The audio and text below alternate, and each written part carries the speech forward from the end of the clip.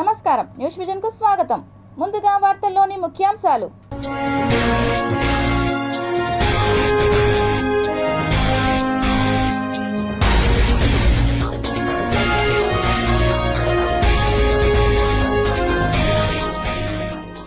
దక్షిణ మెక్సికోలో ఘోర రోడ్డు ప్రమాదం. బస్సు ట్రక్ ఢీ, 41 మంది మృతి. మహాకుంభమేళాకు తరలి వస్తున్న భక్తులు. ఈవెంట్ ముగిసేలోపు 50 కోట్ల మంది పుణ్య స్నానాలు ఆచరిస్తారని అంచనా. ఏపీ సీఎం చంద్రబాబు నాయుడును ప్రశంసించిన మోడీ. ఢిల్లీ ఎన్నికల ఫలితాలపై బీజేపీ సంతృప్తి. వేడుకగా గోవిందరాజస్వామి వారి తెప్పోత్సవాలు. గోవింద నామస్మరణలతో మారుమ్రోగిన పుష్కరిణి. తిరుమల శ్రీవారి లడ్డూ నాణ్యతపై రాజీ లేదు. అదనపు కార్యనిర్వహణాధికారి వెంకయ్య చౌదరి వెల్లడి. గరుడవారధి ఫ్లైఓవర్ పై నిత్యం ప్రమాదాలు. కానరాని సీసీ కెమెరాలు, స్పీడ్ బ్రేకర్లు.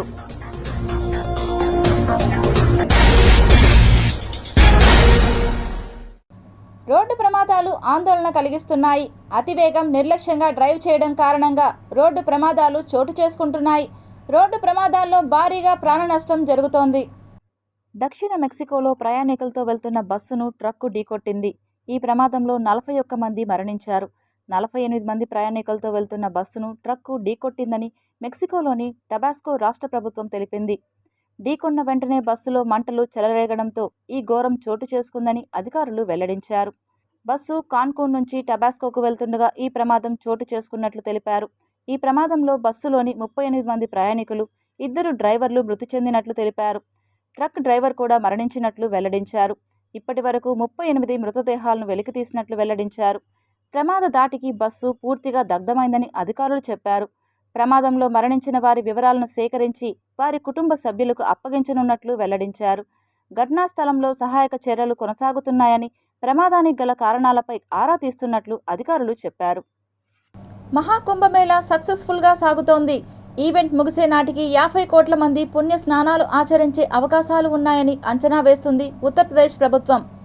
ఉత్తరప్రదేశ్లోని ప్రయాగ్రాజ్లో జనవరి 13 నుండి మహాకుంభమేళా జరుగుతుంది. ఇది ఫిబ్రవరి 26న ముగుస్తుంది. ప్రతిరోజు లక్షలాది మంది మహాకుంభమేళాకు చేరుకొని పవిత్ర స్నానాలు ఆచరిస్తున్నారు. మౌని అమావాస్య, ప్రత్యేక రాయల్ బాత్ సందర్భంగా భక్తుల సంఖ్య పెరుగుతుంది. ఇప్పటి వరకు 40 కోట్ల మంది భక్తులు మహాకుంభమేళాలో స్నానం ఆచరించారు. 26 రోజుల్లో మహాకుంభ సమయంలో సంగమంలో స్నానం చేసే భక్తుల సంఖ్య 40 కోట్లు దాటింది. రాయల్ బాత్ సమయంలో ప్రజల సంఖ్య పెరుగుతుంది. కానీ సాధారణ రోజుల్లో కూడా మహాకుంభానికి చేరుకునే భక్తుల సంఖ్య తగ్గదు. మహాకుంభమేళాలో భక్తులు దేశం నుండే కాకుండా విదేశాల నుండి కూడా స్నానం చేయడానికి చేరుకుంటున్నారు. ప్రతిరోజు 40 లక్షల మంది గంగా నదిలో స్నానాలు చేస్తున్నారు. మకర సంక్రాంతి, మౌని అమావాస్య, బసంత్ పంచమి వంటి ప్రధాన స్నాన దినాల తర్వాత కూడా మహాకుంభానికి చేరుకునే భక్తుల ఉత్సాహం చెక్కు చెదరకుండా ఉంటుంది. ఆ సంఖ్య 50 కోట్లు కావచ్చు. మహాకుంభమేళా ముగియడానికి ఇంకా 18 రోజుల సమయం ఉంది. ప్రతిరోజు మహాకుంభమేళాకు వచ్చే వారి సంఖ్యను పరిశీలిస్తే ఈసారి 50 కోట్ల మంది భక్తులు సంగం నగరంలో పవిత్ర స్నానాలు ఆచరించడం ద్వారా రికార్డు సృష్టించవచ్చనే అంచనా. పాఠశాల పిల్లలకు ఎటువంటి సమస్యలు తలెత్తకుండా ఫిబ్రవరి 12 వరకు ఆన్లైన్ తరగతులు నిర్వహించాలని పరిపాలనా ఆదేశాలు జారీ చేసింది. మకర సంక్రాంతి సందర్భంగా చాలామంది భక్తులు మహాకుంభానికి చేరుకొని పవిత్ర స్నానాలు ఆచరించారు. ఆ రోజున 3.5 కోట్ల మంది భక్తులు సంగం నగరానికి చేరుకున్నారు. పౌష పూర్ణిమ నాడు కూడా 1.7 కోట్ల మంది భక్తులు గంగానదిలో స్నానం చేశారు. ఇది కాకుండా ఫిబ్రవరి 1, జనవరి 30 తేదీలలో 2 కోట్ల మంది మహాకుంభమేళాకు చేరుకున్నారు. ప్రధానమంత్రి నరేంద్ర మోడీ నుండి హోంమంత్రి అమిత్ షా వరకు ప్రతి ఒక్కరూ మహాకుంభమేళాపై విశ్వాసం కోల్పోయారు. ఆయనతో పాటు అనేక మంది రాజకీయ నాయకులు గంగానదిలో స్నానం చేశారు. బీహార్లో నితీష్ కుమార్, ఏపీలో చంద్రబాబుతో కలిసి ఘన విజయం సాధించామన్న మోడీ, ఏపీలో చంద్రబాబు తన ట్రాక్ రికార్డును నిరూపించుకున్నారంటూ ప్రశంసలు కురిపించారు. దేశ ప్రజలు ఎన్డీఏపై పూర్తి విశ్వాసం చూపిస్తున్నారు. చాలా రాష్ట్రాల్లో బీజేపీ 3వ సారి అధికారంలోకి వచ్చింది. నిజమైన అభివృద్ధిని ఎన్డీఏ పాలిత రాష్ట్రాల్లో చూడొచ్చు అన్నారు ప్రధాని నరేంద్ర మోడీ. ఢిల్లీ అసెంబ్లీ ఎన్నికల్లో బీజేపీ విజయాన్ని పురస్కరించుకొని బీజేపీ కేంద్ర కార్యాలయం దగ్గర నిర్వహించిన విజయోత్సవాల్లో పాల్గొని ప్రసంగించిన ఆయన ఎన్డీఏ కూటమిలోని సీఎంల ప్రస్తావన కూడా తీసుకొచ్చారు. బీహార్లో నితీష్ కుమార్, ఏపీలో చంద్రబాబుతో కలిసి ఘన విజయం సాధించామన్న మోడీ ఏపీలో చంద్రబాబు తన ట్రాక్ రికార్డును నిరూపించుకున్నారంటూ ప్రశంసలు కురిపించారు. ఆంధ్రప్రదేశ్ में चंद्रबाबू नायडू गारू ने अपना ट्रैक रिकॉर्ड साबित किया है कि एनडीए यानी विकास की गारंटी, एनडीए यानी सुशासन की गारंटी, कि देश को सही मायने में एक गंभीर पॉलिटिकल ट्रांसफॉर्मेशन की जरूरत है। विकसित भारत को नई प्राण शक्ति की जरूरत है। 21वीं सदी की राजनीति को नए आइडिया, नई ऊर्जा की जरूरत है, नए चिंतन की जरूरत है। ये मैं इसलिए भी कह रहा हूं क्योंकि अगर अच्छे नौजवान बेटे बेटियां राजनीति में नहीं आएंगे तो ऐसे लोग राजनीति पर कब्जा कर लेंगे जो राजनीति में नहीं आने चाहिए। Andhra Pradesh non resident Telugu society ఏపీఎన్ఆర్టీఎస్కి టీటీడీ ఇకపై రోజు 100 వీఐపీ బ్రేక్ టికెట్లు జారీ చేయనుంది. సోమవారం నుండి నూతన విధానాన్ని టీటీడీ అమల్లోకి తీసుకురానుంది. 2019 ముందు వరకు వారంలో 5 రోజుల పాటు రోజు 50 మంది ప్రవాసాంధ్రులకు ఏపీఎన్ఆర్టీఎస్ సిఫార్సుతో వీఐపీ బ్రేక్ దర్శనాలను టీటీడీ కల్పించేది. వారితో పాటు కుటుంబ సభ్యులను అనుమతించేవారు. తర్వాత ఆ కోటాను రోజుకు 12 మందికి పరిమితం చేశారు. కుటుంబ సభ్యులను అనుమతించలేదు. ఈ క్రమంలో దర్శన కోటాను పెంచాలని తానా విజ్ఞప్తి చేసింది. గతేడాది నవంబర్ 7న సీఎం చంద్రబాబుతో జరిగిన సమావేశంలోనూ ఏపీఎన్ఆర్టీఎస్ దర్శన కోటాను పెంచాలని విన్నవించారు. వారితో పాటు కుటుంబ సభ్యులను, ముఖ్యంగా వయసైన తల్లిదండ్రులను, అత్తమామలను అనుమతించాలని కోరడంతో సీఎం అంగీకరించారు. ఈ క్రమంలోనే ప్రభుత్వం నుంచి టీటీడీకి ఫిబ్రవరి 6న ఆదేశాలు అందాయి.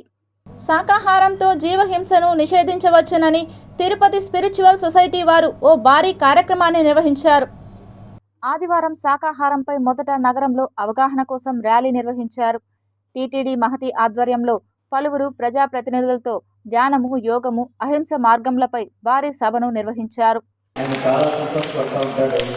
చాలా ఆనందంగా ఉంది. ఇవాళ ఈ కార్యక్రమాన్ని ఇంత బాగా విజయవంతంగా మనం చేసుకున్నాం.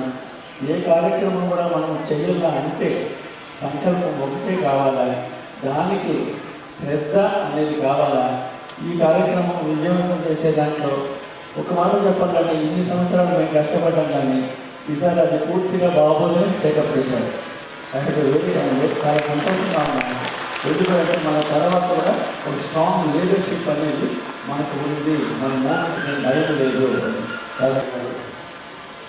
ఆయన ఒక మెసేజ్ పెట్టారు, పిల్లలు చూపిస్తారు. చిత్తూరులో కూడా ర్యాలీలు పాల్గొన్నాము. తిరుపతిలో కూడా ఇంతమందితో ర్యాలీ జరిగింది. కొంచెం కంగ్రాట్స్ పాల్గొని ఆయన మెసేజ్ పెట్టడం జరిగింది. నా తిరుపతి వెళ్ళలేదు. అలాగే గోపినంద రామప్రకాష్ నా మిత్రుడు, అతను కంగ్రాట్స్ చెప్పడం జరిగింది. హీరోయిన్ శ్రద్ధా శ్రీనాథ్ తిరుమల శ్రీవారిని దర్శించుకున్నారు. ఆదివారం తెల్లవారుజామున స్వామివారి సుప్రభాత సేవలో ఆమె పాల్గొని శ్రీ వెంకటేశ్వర స్వామిని దర్శించుకున్నారు.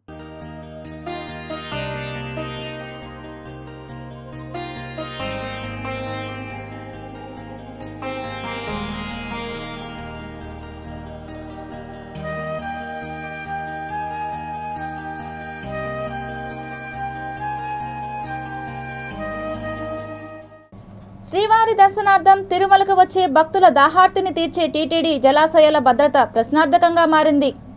శ్రీవారి దర్శనార్థం తిరుమలకు వచ్చే భక్తుల దాహార్తిని తీర్చే టీటీడీ జలాశయాల భద్రత ప్రశ్నార్థకంగా మారింది.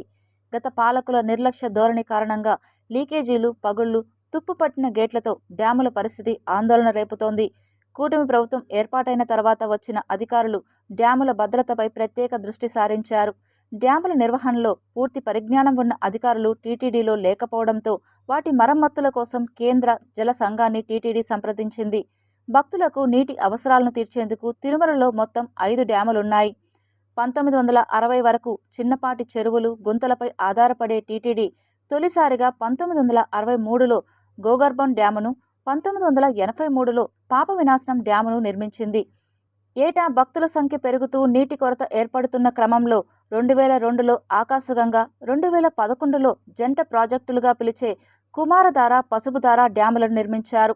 వీటి మొత్తం నిల్వ సామర్థ్యం 0.05407 టీఎంసీ, 14,303 లక్షల గ్యాలన్లు అయితే గోగర్భం డ్యాము నిర్మించి 62 ఏళ్లు, పాప వినాశనం నిర్మించి 42 ఏళ్లు, ఆకాశగంగ డ్యాం నిర్మించి దాదాపు 23 ఏళ్లు గడుస్తున్న నేపథ్యంలో చాలా వరకు దెబ్బతిన్నాయి. ఈ క్రమంలో వాటిని సమర్థంగా నిర్వహించేందుకు అనుభవం కలిగిన నీటిపారుదల శాఖ సహకారం తీసుకోవాలని టీటీడీ నిర్ణయించింది. టీటీడీ కోరిక మేరకు కేంద్ర జలసంఘం డ్యాం భద్రతా విభాగం డైరెక్టర్తో పాటు రాష్ట్ర నీటిపారుదల శాఖ అధికారులు తిరుమలలోని జలాశయాలను కొద్ది నెలల క్రితం గోగర్భం, ఆకాశగంగ, పాప వినాశనం డ్యాముల్లో లీకేజీలతో పాటు పాడైన గేట్లను పరిశీలించారు. వాటి స్థానంలో నూతన గేట్లు, పటిష్టమైన ఆనకట్ట ఏర్పాటు చేయాలని ఈ బృందం టీటీడీకి ఇప్పటికే నివేదిక సమర్పించింది. ఇక కుమారధార, పసుపుధార డ్యాముల్లోనూ టెక్నాలజీకి సంబంధించి పలు యంత్రాలు ఏర్పాటు చేసుకోవాలని సూచించింది. లడ్డూ నాణ్యతపై టీటీడీ ప్రత్యేక దృష్టి సారిస్తోంది. స్వచ్ఛమైన నెయ్యి వినియోగిస్తూ లడ్డూ ప్రసాదం మంచి సువాసన, రుచి వచ్చేలా టీటీడీ ప్రత్యేక ఏర్పాట్లు చేసింది. గతంలో వచ్చిన ఆరోపణలు పునరావృతం కాకుండా ప్రత్యేక శ్రద్ధ చూపుతూ వస్తుంది. దీంతో లడ్డూ రుచి, నాణ్యత పెరిగి భక్తుల వద్ద నుంచి మంచి స్పందన వచ్చేలా టీటీడీ తయారు చేస్తోంది. ఈ నేపథ్యంలో టీటీడీ అదనపు ఈవో వెంకయ్య చౌదరి శనివారం లడ్డూ పోటు, లడ్డూ కౌంటర్, కన్వేయర్ బెల్ట్ ద్వారా బూందీ సరఫరా కేంద్రంలో ఆకస్మిక తనిఖీలు నిర్వహించారు. అనంతరం బూందీ పోర్టును పరిశీలించి పలు సూచనలు చేశారు. లడ్డూ తయారీ విధానంలో మార్పులు సూచించారు. శుచి, శుభ్రతపై దృష్టి సారించాలని సూచించారు. లడ్డూ కౌంటర్లలో భక్తులకు అందుతున్న సేవలపై ఆరా తీశారు. భక్తులతో స్వయంగా మాట్లాడి అభిప్రాయాలు సేకరించారు. అనంతరం కౌంటర్లలో సిబ్బంది పనితీరును పరిశీలించారు.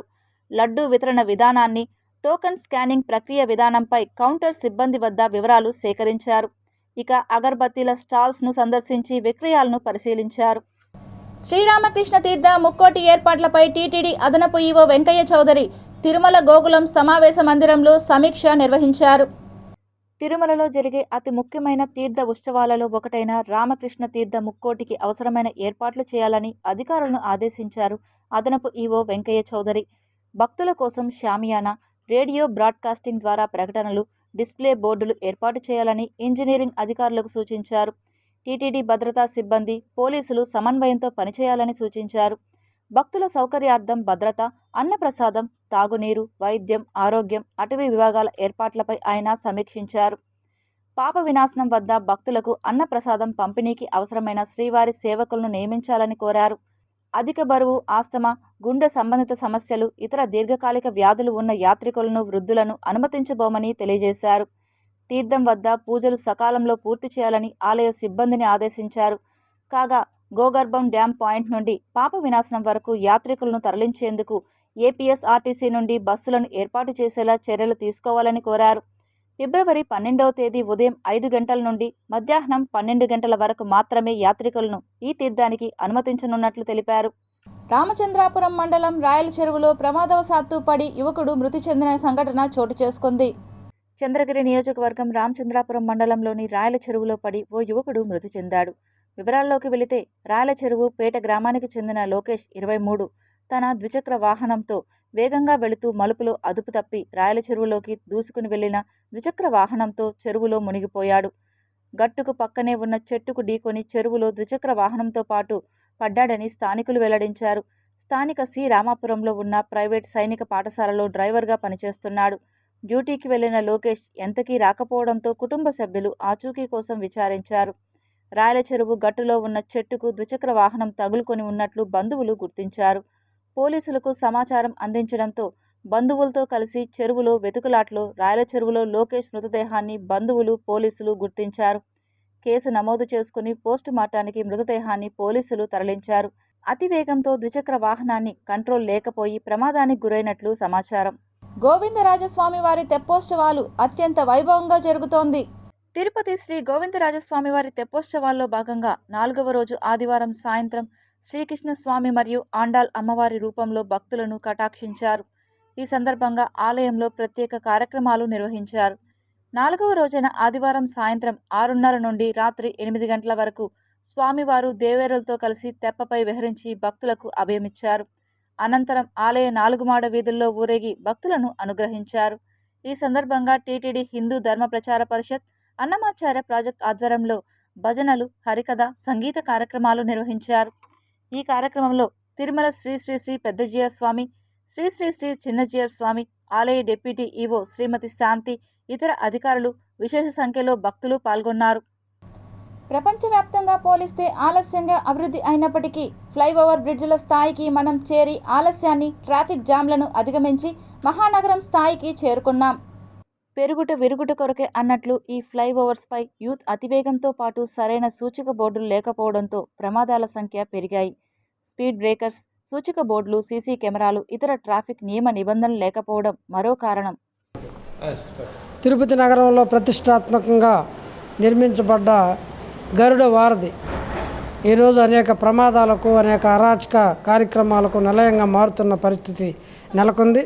దీనికి సంబంధించిన చర్యలు తీసుకోవాల్సిన పోలీసు, టీటీడీ అధికారులు సక్రమంగా ప్రవర్తించకపోవడం వల్ల ప్రమాదాలకు నిలయంగా మారింది.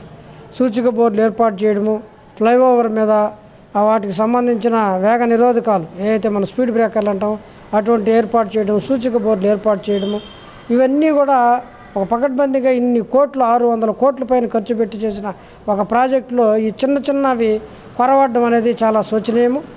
వీటి మీద వెంటనే చర్య తీసుకొని ఇవన్నీ కూడా నివారించడానికి, ఎందుకంటే చిన్నపిల్లలు సాయంత్రం పూట రకరకాలమైన అరాచక కార్యక్రమాలు, అసాంఘిక కార్యక్రమాలకు కూడా నిలయంగా మారుతుంది. పోలీసు గస్తీ పెంచాలి. ఆ రకంగా దాని మీద పర్యవేక్షణ గతంలో చూసాము. అక్కడి నుంచి పడిపోయి కొంతమంది ప్రాణాలకు కూడా ప్రమాదం ఏర్పడింది. కాబట్టి ఈ పరిస్థితుల్లో అక్కడ ఉన్న పరిస్థితిని దృష్టిలో పెట్టుకొని, ఇప్పుడు వచ్చిన అనుభవాలను దృష్టిలో పెట్టుకొని తగిన చర్యలు తీసుకోవాలని చెప్పేసి నేను విజ్ఞప్తి చేస్తా ఉన్నాను. ఇప్పుడు అట్ ప్రెసెంట్ నా పేరు వచ్చి యువరాజు. ఇప్పుడు ఈ ఫ్లైఓవర్ మీద ఉండే సమస్యలు ఏమంటే దానికి కాపలా ఎవరు లేరు అక్కడ. ప్లస్ నైట్ టైమ్స్లో ట్రాఫిక్ పోలీసులు ఏం పెద్ద దాని మీద మెయింటెనెన్స్ చేయని అంటారు. ప్లస్ దానిలో పైన ఎక్కేవాళ్ళు, దిగేవాళ్ళు ఎవరని కూడా చెక్ చేసేదానికి ప్రాపర్ పర్సన్స్ లేరు. మళ్ళీ దానికి లైటింగ్ కూడా తక్కువగా ఉంది. అది ప్రతి స్పీడ్ బ్రేకర్లో అస్సలు లేవు. ఈ పక్క కానీ డౌన్ అయ్యే దారిలో కానీ అప్ అయ్యే దారిలో కానీ స్పీడ్ బ్రేకర్స్ బొత్తిగా లేవు. ఎస్పెషలీ అక్కడ ఎవరో ఒకరు గార్డింగ్ ఉండాలి అక్కడ. సమాజంలో ప్రతి పిల్లవాడు సామాజిక బాధ్యత వహించి అన్ని రంగాల్లో రాణించాలని డిప్యూటీ కలెక్టర్ కిరణ్ కుమార్ తెలిపారు. తిరుపతి బైరాగపట్టణంలోని గంధమనేని శివయ్య భవన్లో national level abacus rapid competition అవార్డుల ప్రధానోత్సవం నిర్వహించారు. ఈ కార్యక్రమానికి ముఖ్య అతిథిగా జాతీయ సంస్కృతి విశ్వవిద్యాలయ ఉపకులపతి కృష్ణమూర్తి, కడప జిల్లా deputy collector Kiran Kumar, CPI నాయకులు రామానాయుడు విచ్చేసి అవార్డు ప్రదాన కార్యక్రమాన్ని నిర్వహించారు.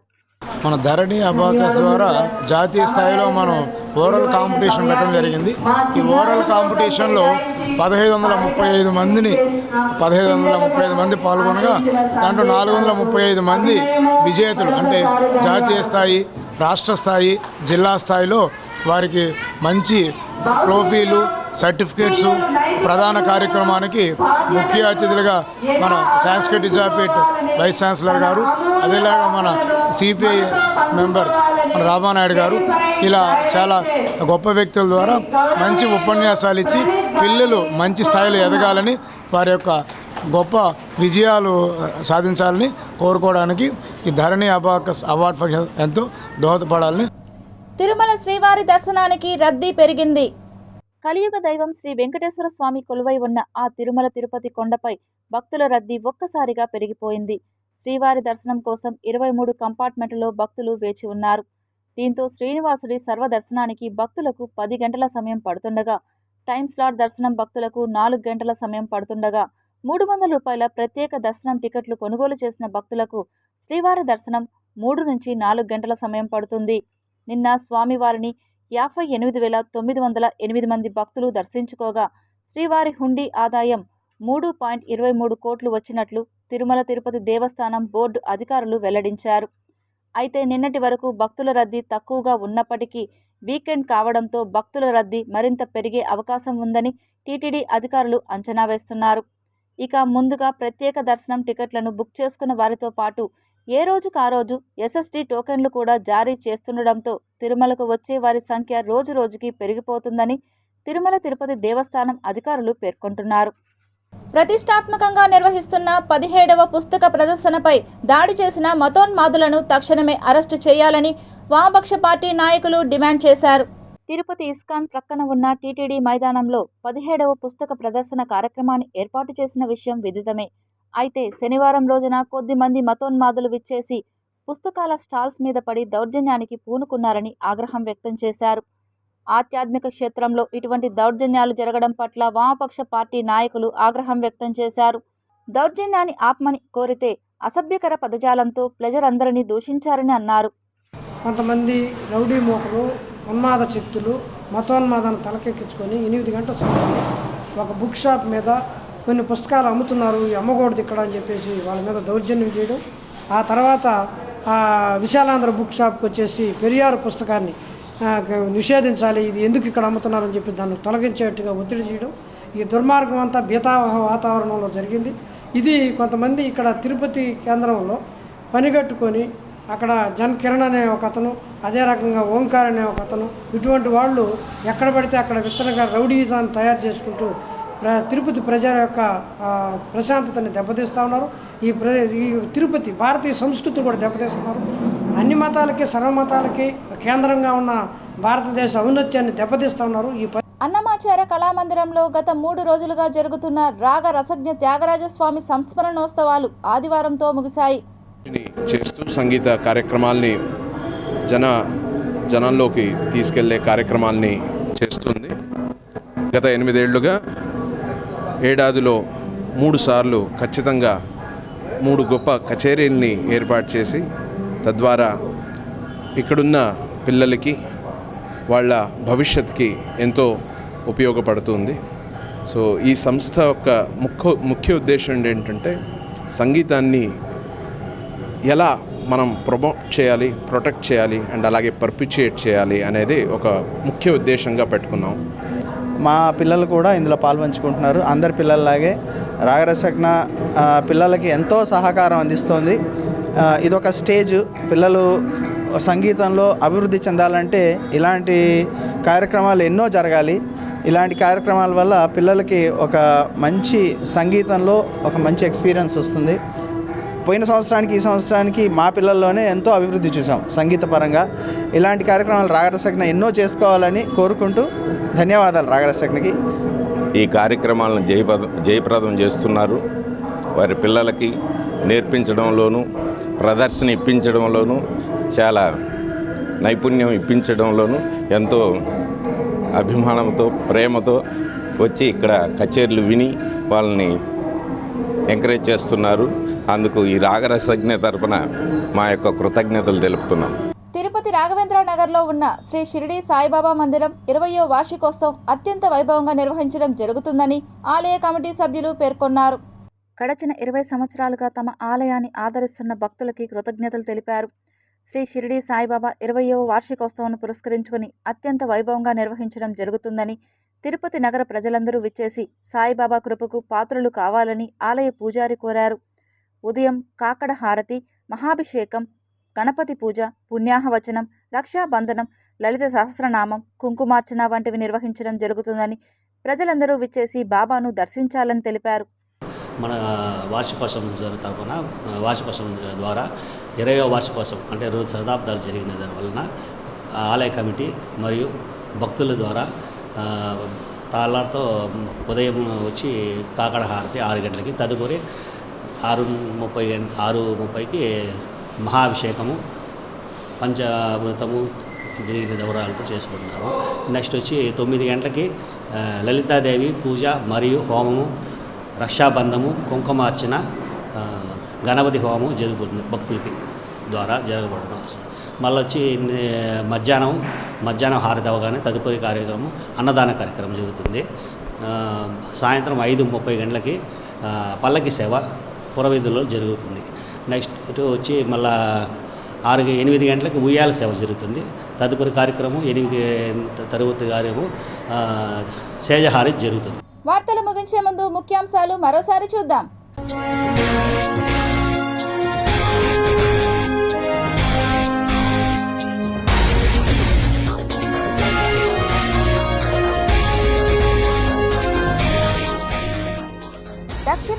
జిల్లాలో ఘోర రోడ్డు ప్రమాదం, బస్సు ట్రక్ ఢీ, 41 మంది మృతి. మహాకుంభమేళాకు తరలివస్తున్న భక్తులు, ఈవెంట్ ముగిసేలోపు 50 కోట్ల మంది పుణ్య స్నానాలు ఆచరిస్తారని అంచనా. ఏపీ సీఎం చంద్రబాబు నాయుడును ప్రశంసించిన మోడీ, ఢిల్లీ ఎన్నికల ఫలితాలపై బీజేపీ సంతృప్తి. వేడుకగా గోవిందరాజస్వామి వారి తెప్పోత్సవాలు, గోవింద నామస్మరణలతో మారుమ్రోగిన పుష్కరిణి. తిరుమల శ్రీవారి లడ్డూ నాణ్యతపై రాజీ లేదు, అదనపు కార్యనిర్వహణాధికారి వెంకయ్య చౌదరి వెల్లడి. గరుడవారధి ఫ్లైఓవర్ పై నిత్యం ప్రమాదాలు, కానరాని సీసీ కెమెరాలు, స్పీడ్ బ్రేకర్లు.